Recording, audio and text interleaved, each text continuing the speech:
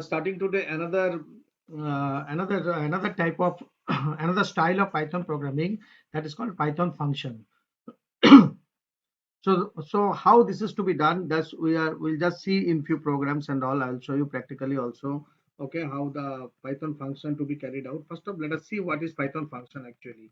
A function is a group of statements within a program that perform a specific task, usually one task of a large program. Suppose you are doing a program of to find out the area. So there is area of square, area of triangle, area of rectangle, area of trapezium, all these things. So what you have done, you have kept a module that will find out only the area of a square. Another module find the area of a rectangle. Another module find the area of a triangle, and so on.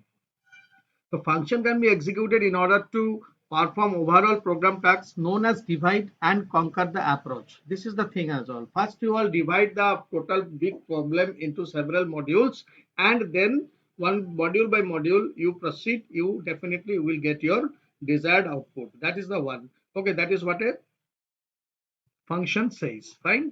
Now the thing is that definition of a function is the literal definition of a function. It's named sequence of statements that performs a computation. It contains what lines of codes that are executed sequentially from top to bottom by the Python interpreter. Interpreter means translator that translates the source code into Python code. All right, and generates the output. They are the most important building blocks of any software in Python. Okay, whatever we are writing, the programs that we are right till now we have written without function. Now on we will write the program using function. Okay, so you remember one thing, these are the most important building blocks for any Python program, because we are doing now the small programs. In due course of time you have to develop some big programs also, so that time you have to break them in the module, and each module will be categorized as function. So function can be categorized of three types: modules, built-in, and user-defined types. Okay, fine. Module, built-ins, and user-defined types. So what is a module? A module is a file containing Python definitions and statements. A standard library of Python is extended modules to a programmer. Like you will get afterwards, you will get NumPy, you will get Matplotlib, lib. All these things are there. Okay, different type of things are there. Definitions from the module can be used within the code of a program. To use these modules in the program, a programmer needs to import the module. That's why we always write import command. Now on, you have not come in any module, you will see the definition. So next year you will see there is a panda module is there. So you have to write import pandas as PD. PD means its object. All right. So like that. So you have to use the import command. So what is the validity of an import command? It is used to import a module into the program. Fine. Now the thing is that how to import module. There are many ways to import a module in your program. The one which you should know are import and another is from. So basically right now we will use the import command only. Okay, so import command will help us to import a particular module. Fine. Okay, and from command is also there. We need it later on. Okay, so what is the things that means here in details? Import command, it is the simplest and most common way to use modules in our code. Its syntax is import module name, module 2, module, and many modules you can want. Suppose I want to use the math library commands. Okay, so I have to import the module math. So import math, to use access or invoke a function. Without importing, I cannot use those member functions of that particular package. Okay, so math is here is a module. So in that module, say pow function has been defined. Okay, so without importing math module, I will not be able to use it. That is the thing. So here one example has been given. Function separated by dot. This format is also known as dot notation, and here it is finding out the square root of 25. That is this sqrt. This is the actually the main function, and math is the module. So from the math we have imported this one, and as well we will be able to get the square root of 25.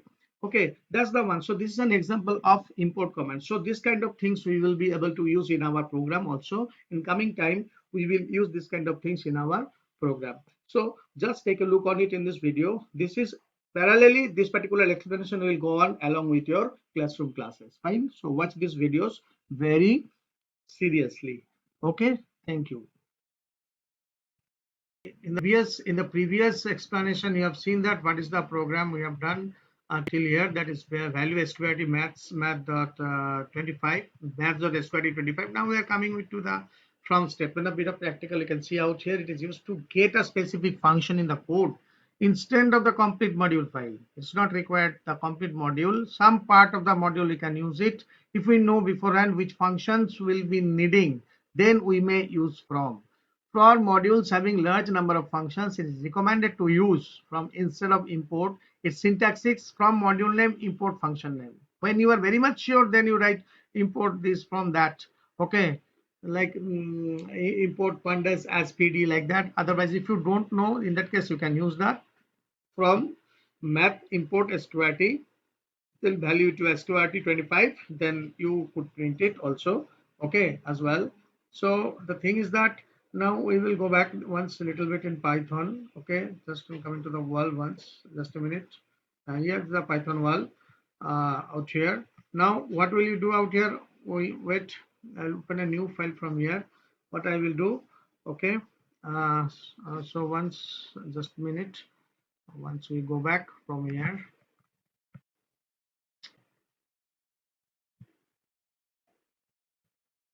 just a minute.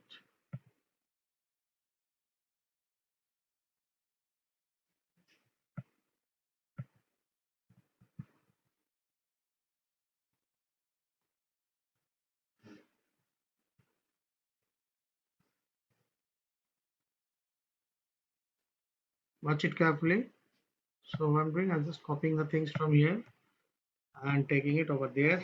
Okay, this will just save our time a bit.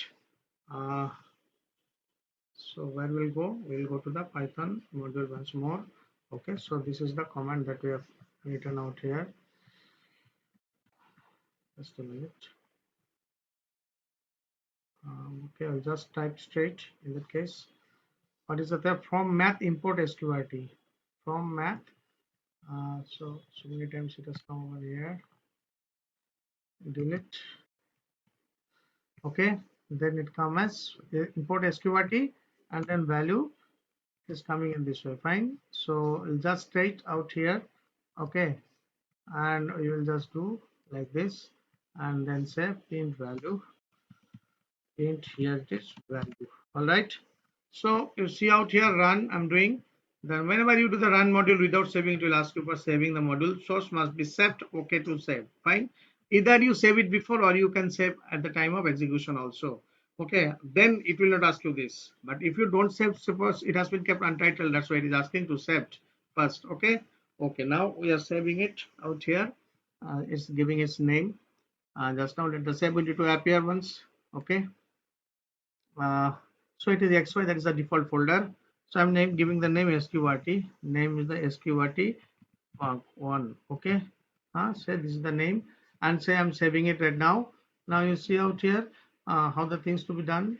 Okay, see 5 has come, the square root is correctly executed. So this one also you could do from math import sqrt, then value you give sqrt, and then you print the value. Fine, so this is one instance for you. You have learned this one. Okay, so this is the way to do the functions. What with the functions? These are all like library functions which are already being defined, predefined functions. Fine, now there are so many functions, so many different types of functions are available into here. So you can go one by one. Okay, so here it is, the floor is there. These are the list of functions like floor. It returns the largest integer, not greater than floor division. You remember, not greater than x, where x is a numeric expression. So what it has been given, math.floor minus 45.17 minus 46 means away from 0, and math.floor 100 just below. Floor means down, and math.floor 100.72, that is also 100. Fabs, it returns the absolute value of x, like no sign and nothing, just it has returned the value. An exponent of x, it returns the exponential of x e to the power x, where x is a numeric expression. So what is the expression? What is the value of this one? 2.415 something. This value has come. This particular thing is not that important for you right at the moment, but this fabs and floor is very much important for you. So kindly concentrate this one and try as I have shown you by importing the things and do the practicals. Thank you. last time I had given a video on the Python function or Python module, whatever you say. Here you will see that once again that how to create a Python module. Why I'm doing this? Because this is very important, because later on when you will write the programs properly, when you will start, that time you will see that a simple program has to be divided into certain modules, and each module will have their own individual names. So those names are called actually the module. Now my Python modules are .py files.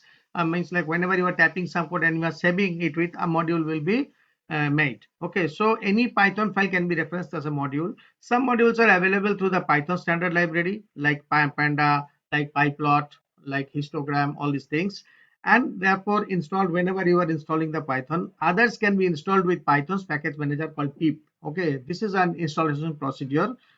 Additionally, you can create your own Python modules. Okay, since modules are comprised of Python files, .py files. Really. Okay, so you can make it. Okay, so to do that, how will you do that?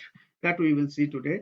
Okay, yesterday also I have shown you a few programs through our video. You must follow the video always. Okay, in order to understand the practical functionality. You know, that writing a module is just like writing any other Python file. As you are writing Python file, then you have to write in that way. Same way you have to open it, okay, by using the Python app, okay, and then you have to define the function. You see out here the name of the module is hello.py, and here you are creating the has defined. This is a remark. This will remain unexecutable when you are executing the program, and def is the keyword that is actually defining the module into the program hello.py, and it will print hello.world. So if we run this program on the command line, Python hello.py will not do anything since we do not tell it to do so. Okay, so we have to instruct the hello.py, hello.world to do so. Okay, now what will you do? Now what will you do?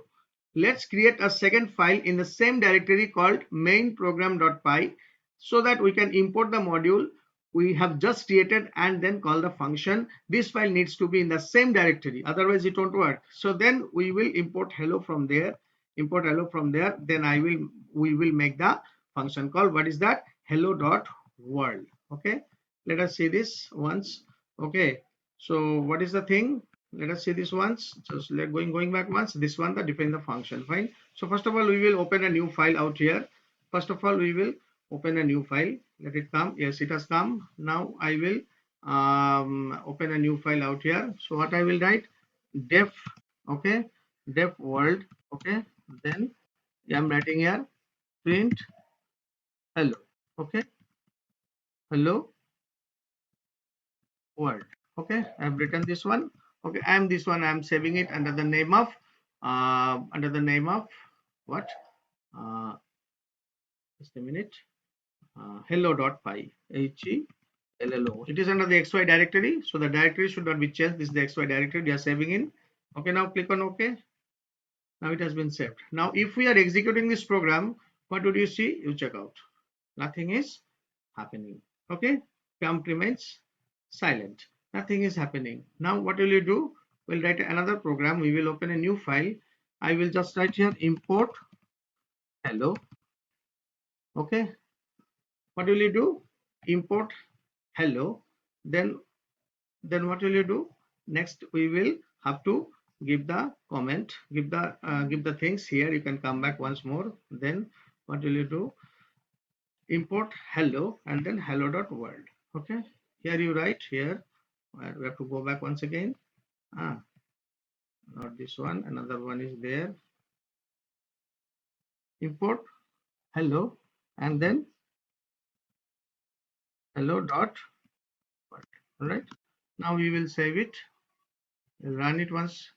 Okay, then call function is the name I'm giving, then save it.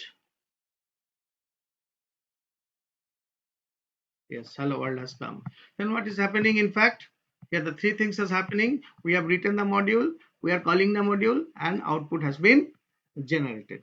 All right, so in this way we will make a module, we'll call the module, and we will be able to see the output. This is the most simple thing. In this way, this import you are using, since you was using the import command, so this has become a module because we have to call the module by using the import command.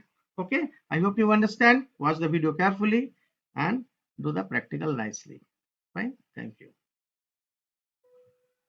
Okay, students, today we will start a new chapter, that is conditional and looping statement. You may consult your textbook also in this regard. Now, let us see what is this actually, control statement and all. Okay, okay. Now we see the looping statement we will do later, but first of all, we will start the conditional statements. A computer program is a set of instructions that, and the instructions are also known as, set of instructions, and the instructions are also known as programs. So in the program, we write lot of statements. A compound statement is a sequence of more than one statements. These statements are executed sequentially one after the other as they appear in the program. Okay. And statements that specify the order in which actions are executed are called control statement. Now, what is a control structure? A control structure is a programming language construct which affects the flow of the execution of the program. Till now, whatever programs we had done, there was no control was there, because the statements that we have given in such a way that all one after the other, the particular set of statements will be executed. Now, a control structure, whenever you will put into your program, it will control the program. It will start controlling the program, okay, as you have given. Okay, as you don't know now that how to use the control structure in the program. So that is a demonstration of this one today. I'm demonstrating. A control structure is a programming language that construct which affects the flow of the execution of the program. This is very important. And a sequence control means the statements are being executed sequentially. Sequence structure is also known as straight line path. You have seen that statement 1, statement 2, statement 3, statement 4, and so on. The statements are given, it will be executed one after the other. When programmers are required to execute a particular set of statements, depending upon a particular test condition, a branching statement is required. Python language provides the following branch statements. What? If statement, if else statement, if else if statement. So these are the different categories of the if statements. Now today I will show you that only the if statement you see out there. Python if statement allows Python compiler to test the condition first. This is the test condition. This will be checked first. And if the condition is true, the only statements which are within the if else block that will be executed. A colon has to be given, that will determine a block. After colon, when you are pressing enter, the cursor will come over here. That is the indentation. You have to follow the indentation. Without indentation, the Python program does not execute. It will show you an error. From the above code, if the test condition in the Python statement is true, the statement then statement 2, statement 3, and statement n number of statements, if it is there, then also it will be executed. But if the statement test condition is false, it will not be executed at all. A short program for you out here to understand. Okay, so here you see I am inputting. So come to the Python console once more. So I'll show you how this is thing is to be done. Now let's see. I'll just minimize it. Now you come. All right. Now the thing is that I'm coming. So a simple example has been given out here for the Python if statements that will depict the practical activity also. So I have written this program and it is given a number to be input, and if the number is 1, it will display the positive integer. So I'm executing this one. You see, run module. So now it will be appearing within a short while. See, don't consider this previous output. Please enter any integer value. Suppose I'm entering 56. So what is happening? You have entered. Okay. Excuse me. Just a minute. Run. So I'm running the module. Please enter 56. It is, you have entered a positive integer, simply it is showing. Okay, I'm closing this. I'm going for the another one.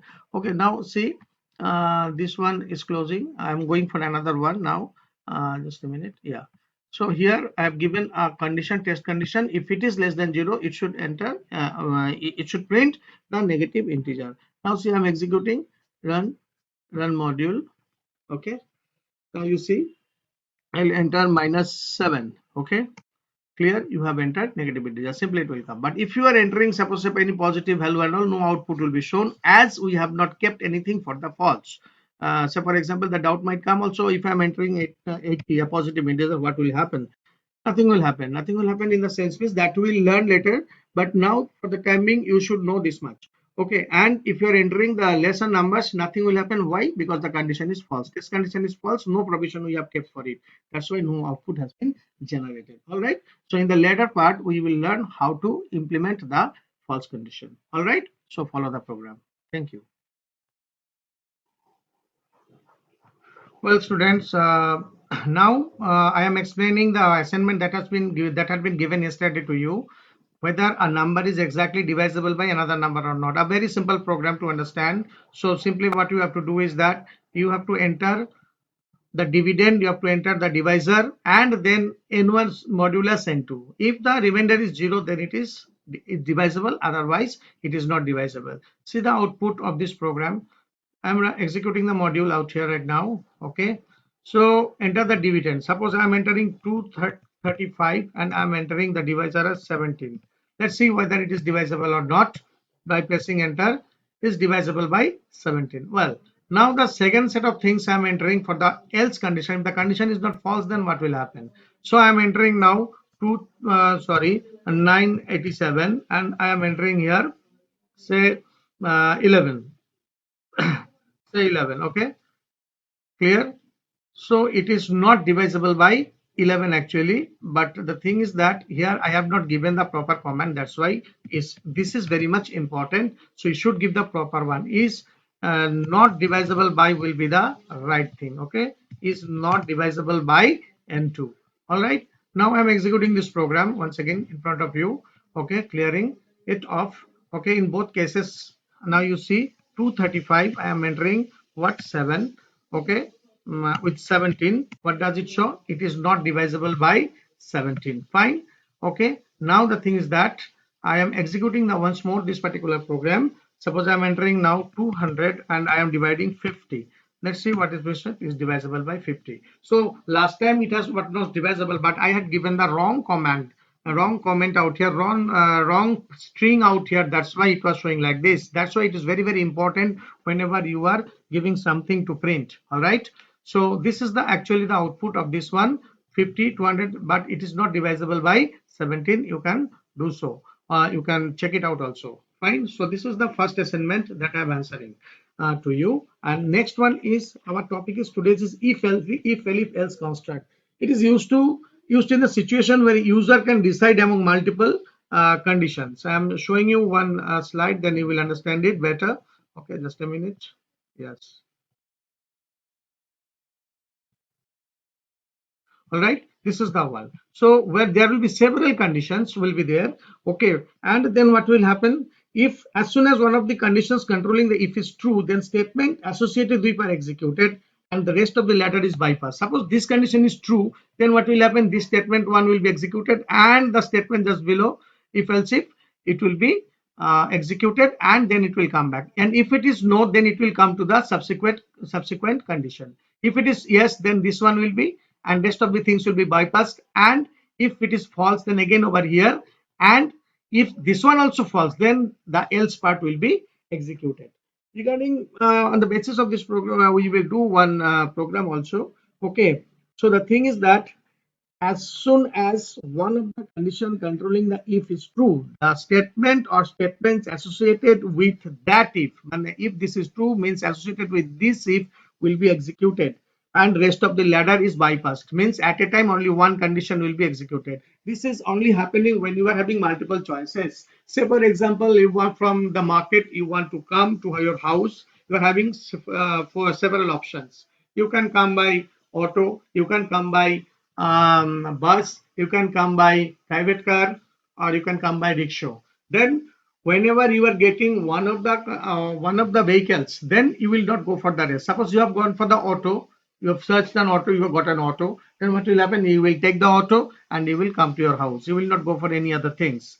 Yes or no? Any other vehicles. If you don't get auto, then you go for the second thing. If then also you don't get, then you go for the third one. Then also you don't get, then you go to the fourth one. Suppose fourth one is also not available, you have to come by walking, no other way.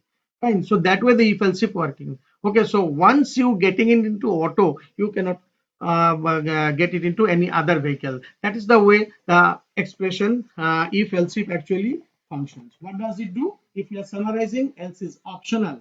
Okay, this is not compulsory. Number of elif is dependent on the number of conditions. Okay, this elif is not fixed. You can give more than if you want. If the first condition is false, the next is checked and so on. If one of the condition is true, the corresponding statements execute and their statement ends. Fine. So this is what the if elif. Yes, once again if elif statement. Okay, so the last explanation you might have heard in the video tutorial. Now I'm coming over here once again, now this time with a program.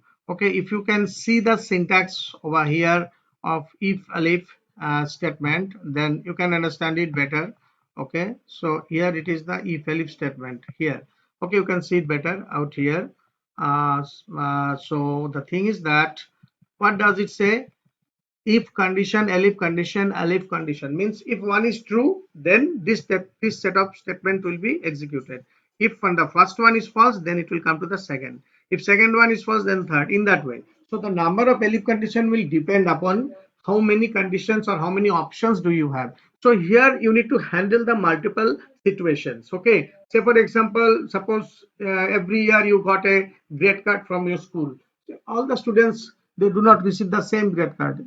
There are certain grades are there to be determined by the school authority or the teacher concerned. Say if you're getting more than 85, you will get grade A. Then 70 to 85, you will get grade B, like that. But in any under any circumstances, you will get a grade. Okay. And if you are not qualifying, in that case, you will get the poorest grade. Suppose you're getting below 40, you will get the grade E, in that way. So we just simulate it with the help of a program. Now you see this program, how we do write. Okay, you have seen the syntax over there, and remember, else is optional, else is no longer this is actually no longer compulsory statement. It is not required, but the first statement, this is compulsory. How many elif you will write, that will depend. It is not mandatory that you have to write two elif or three elif or something like that. So now the thing is that what will happen, we will enter the percentage out here. So as per the program says that when P is more than 85, then the student will get grade A. When the marks is falling between the range 70 and 85, the print will be grade B. And the 60 to 70, the student will get grade C. And then 45 to 60, grade D. And if none of these grades have been achieved, then print E. Means that the student will be awarded grade E. Now the thing is that if you want to get one more grade, say you want to keep it 30 to 45, something like that, then you can put also if you want. Okay, so we are not going to into that. We will simply execute this program with the different marks. We will check out the grades whether it is perfect or not. So first of all, we are checking with the percentage. You see, I'm keeping this code side by side. So I'm giving it 89. All right, 89. More than 85. The first one I'm just qualifying or not checking. So it is showing correctly A. You see, when it has been executed, rest of the things has been bypassed. Yes, I'm executing it for the second time with another value. Now you see out here how it is being executing. Okay, now you see the percentage I'm giving out here says 72. What it's supposed to be? B. Now what is happening here? 72 greater than 85 is false. So it has come down to the second elif. All right. So it is printing B out here. Okay. Now again executing this one with a third one. Okay. See, when it has been executed B, then these three statements had been bypassed. Okay. Now I'm executing the module once more. Now I am doing the percentage around 67. All right. So you see the thing, it is giving C. 67 is false out here. Neither it falls within this particular range, 70 and 85 range. No, it is coming over here. Yes, it is falling in this range. 60, it is greater than 60 and it is less than 70 also. So it is quite rightly printing the grade C. All right. Now next, again I am running, executing once more to check the fourth one. So here this time I am entering say 54. All right. Now you see when I'm entering 54, it is showing me grade D. So why it is so? Because 54 is greater than 85 is false. It is not within the 70 and 85 range, not within the 60 and 70 range, but it is greater than 45 and less than 60. So it is coming. So whenever one condition is false, it is coming to the subsequent condition and so on. So it is printing the grade D. Now executing once more, I'm executing once more. Here you see I'm entering now say 32. So 32, you see what has been shown E, because it is false in all subsequent ellipses. That's why it is showing me the output E. So this is what, in this way we can check the multiple options or multiple conditions, and at a time only one condition will be executed. If that one is true, then rest of the conditions will be bypassed, and if this is false, then the control will enter into the subsequent ellipse. All right. So that's what about the explanation of this particular if ellipse statement and the program. Fine. Thank you. Well, students, today we will start if else. Yesterday we had that if, which is a control statement, and today also we are doing another control statement, which is if else. So yesterday you had seen that in the if part, that is only the true part, where the condition is true or the text expression is true, it was executing, otherwise it was not executing anything. Now in this case, if the text expression is true, then also it will execute, and if it is false, then also it will execute. Now the difference is that both the things will not execute together. One after the, if one is true, then one will execute, another will execute when another text expression is false. Okay, so when the text expression is true, then body of if, meaning this part will be executed, and when the text expression is false, and in that case body of else will be executed. So it is clearly stated out here, the if else statement evaluates test expression and will execute the body of if only when the test condition is true, and if the condition is false, the body of else is executed. Indentation is used to separate the blocks. What is indentation? This is the indentation. You see there is an alignment. When you reach at the, when you do the practical, at the end of the colon, when you will reach, when you are pressing enter, the cursor will automatically come over here. Then don't change the cursor position, otherwise you will get error message. Okay, similarly when you want to type else, the else you come at the edge to be aligned with if, then you type the things after colon, press enter, and you come down wherever the cursor is. So indentation is a very important factor over there. However, I have shown you the follow the attachment for diagrammatic representation of if else if. So I'm showing you once again out here. Okay, you see out here, this is the test expression. When the condition is true, in that case body of if will be executed, and when the condition is false, body of else will be executed. That is the flow chart, you can say flow chart of the if else statement. Okay, so here it is two parts, one is if, another is else. So we are coming to the practical implementation of this. See, this is a number, check whether it is odd or even. Documentation to be followed very nicely. Documentation is showing that the, we are entering a number, num modulus 2 equals 0, means modulus operator is used to take the remainder. Fine. Okay, when you are dividing with a number with another one, then it returns the remainder. Okay, and slash will give you the quotient. Here we are checking why we should do so. The logic to be implemented in this way, checking the remainder. As we know, any even number is exactly divisible by 2, so the remainder is 0. That condition, if it's satisfied, then it will show you the number is even. Otherwise, if it is not like that, when you are dividing by 2, the number is not exactly divisible by 2, it will show you the odd. So just executing once, just see how the execution takes place. Yes, enter a number. Suppose I'm entering 23. It is showing me the number is odd. Fine. Again, I am executing the same thing.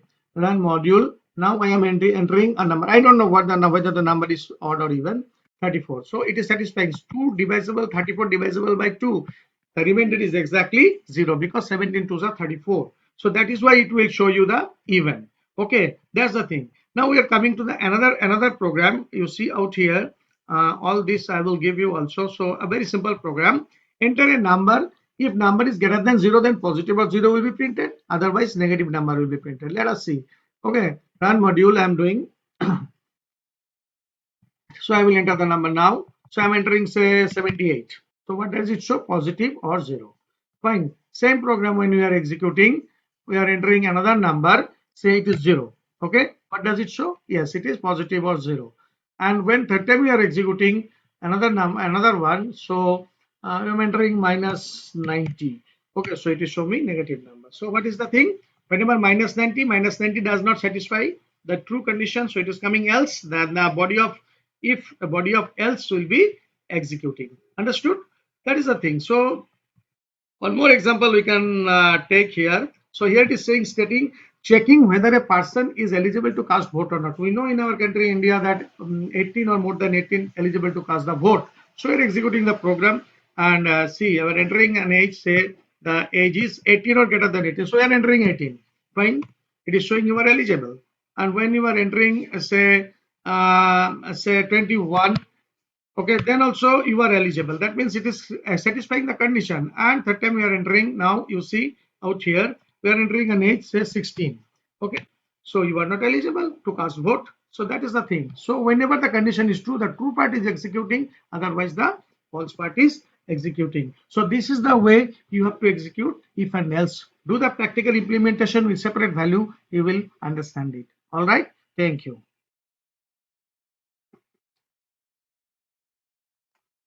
Well, students, today again 2 more assignments I have done for you. I have not given the assignment correctly yesterday. One assignment I have got, but that has been written in C++ language.